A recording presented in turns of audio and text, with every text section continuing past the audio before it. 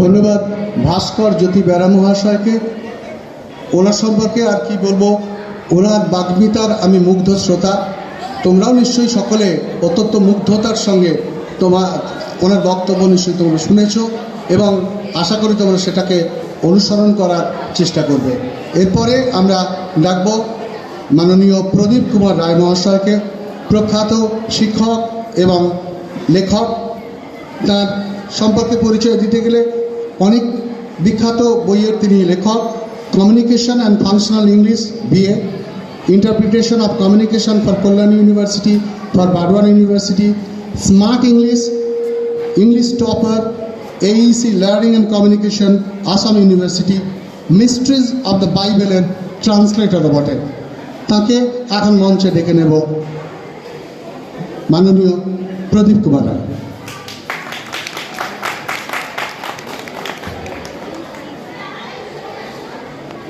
মঞ্চে যারা আছেন তাদেরকে ধন্যবাদ।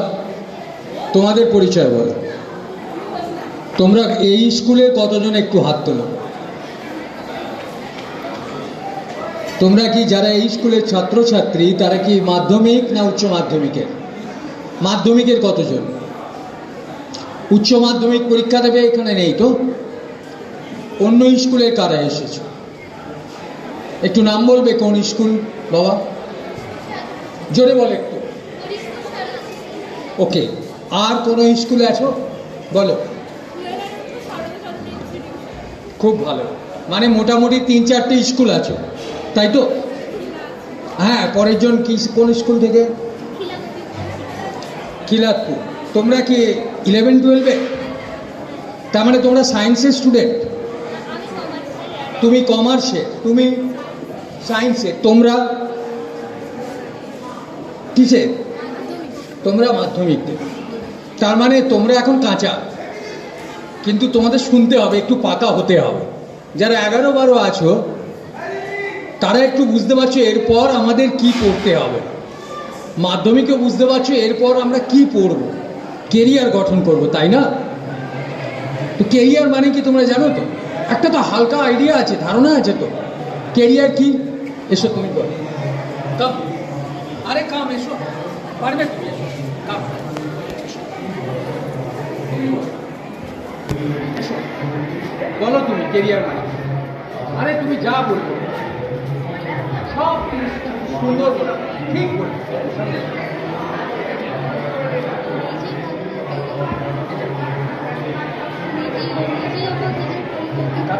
নিজে এবং নিজের পরিবারকে ভালো রাখতে হবে, টাকা পয়সা উপার্জন করতে হবে, আর নিজের মনকে তো ভালো, নিজের মনকে ভালো যাও। দেখো কেরিয়ার মানে বলে যে বললো কি নিজে ভালো থাকতে হবে, নিজের পরিবারকে ভালো রাখতে হবে, নিজের মনকে সুন্দর করতে হবে। তার মানে ও বলতে চাইছে নিজেকে ভালো রাখা মানে কি? আমি যে সিদ্ধান্ত নেব সেটা জেনে বুঝে নেব। It is called informed decisions. Career কাউন্সিলিংয়ের ফার্স্ট স্টেপ হচ্ছে ইনফর্ম ডিসিশন। যা তুমি জানো, যেটা জেনে তুমি সিদ্ধান্ত নেবে, সেটাই হচ্ছে তোমার প্রথম পথ। দ্বিতীয় পথ কি? What is career? এসো তুমি বলো। হ্যাঁ, তুমি বলতে পারো। I understand. You can do it. Come here.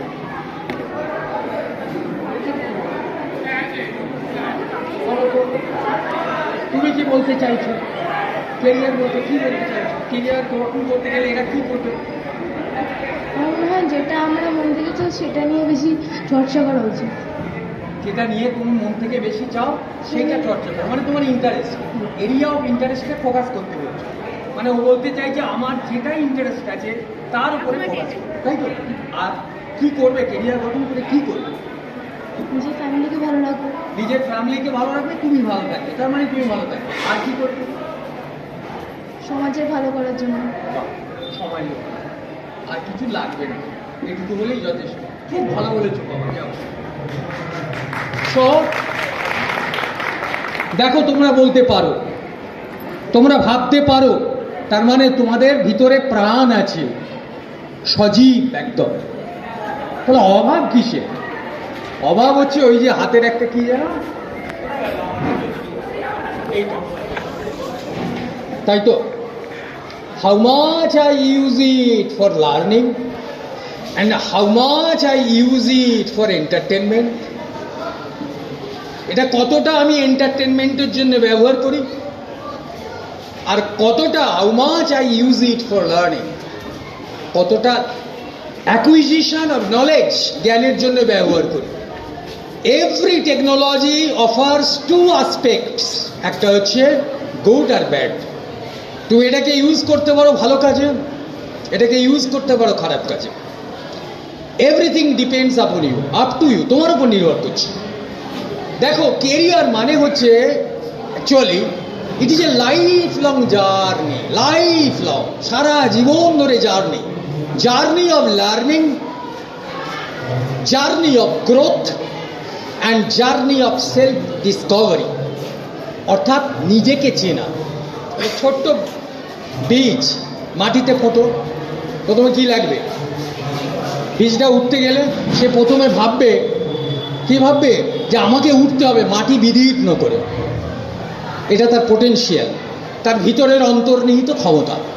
তারপরে জল দেওয়া হবে, সার দেওয়া হবে, ফেন্সিং করা হবে। এগুলো হচ্ছে তোমার পারিবারিক এবং সামাজিক নিরাপত্তা ও সুযোগ তোমাকে দেওয়া হলো। গাছটা এরপর কি হলো? গ্রোথ হলো, অর্থাৎ লার্নিংয়ের পর গ্রোথ। গ্রোথ হলো, গাছটা চিনতে পারলো যে আমার এতগুলো শাখা প্রশাখা আমি দিতে পারি, এত ফুল দিতে পারি, এত ফল দিতে পারি। তারপর তার শাখা প্রশাখায় পাখি আসবে, পতঙ্গ আসবে। ওই যেটা বললো, পরের জন্য, সমাজের জন্য করা, এটাই সেলফ ডিসকভারি। কেরিয়ার একটা দিনের ব্যাপার না। আমি আজকে এসে বলে গেলাম, তুমি কেরিয়ার জেনে গেলে। Why do I need counselling? কেন আমার কাউন্সেলিংয়ের দরকার? কারা আমার counsellor? Your teachers, expert and professional teachers আর ইয়োর কাউন্সিলার্স। সবাই কাউন্সিলর হতে পারেন না। এক্সপার্ট অ্যান্ড প্রফেশনাল টিচার্স আর ইয়োর কাউন্সিলার্স, এছাড়া কেউ হতে পারবেন না। সব শিক্ষক হতে পারবেন না।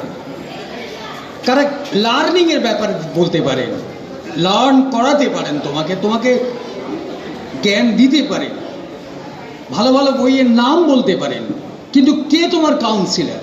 তাহলে কে counsellor? You are the best, you are your best counsellors. তুমিই তোমার কাউন্সিলর, তুমিই তোমার কাউন্সিলর। তুমি নিজেকে চেনো, তোমার এরিয়া উইকনেস কোথায়, এরিয়া অফ স্ট্রেংথ কোথায়, তুমি ভালো করে জানো। আমি বিজ্ঞানটা পড়তে পারি না হিউম্যানিটিসটা পড়তে পারি, মানে আর্টস পড়তে পারি না কমার্স পড়তে পারি। আমাদের একটা ছোট্ট গল্প বলি। আমাদের এলাকার একটি ছেলে, সে ডাক্তারি এবং ইঞ্জিনিয়ারিং দুটো ক্র্যাক করেছিল, বলে না, ক্র্যাক করেছে। তো ক্র্যাক করার পর তার বাবা এসে আমাকে, সে কোনোটাই পড়তে রাজি নয়।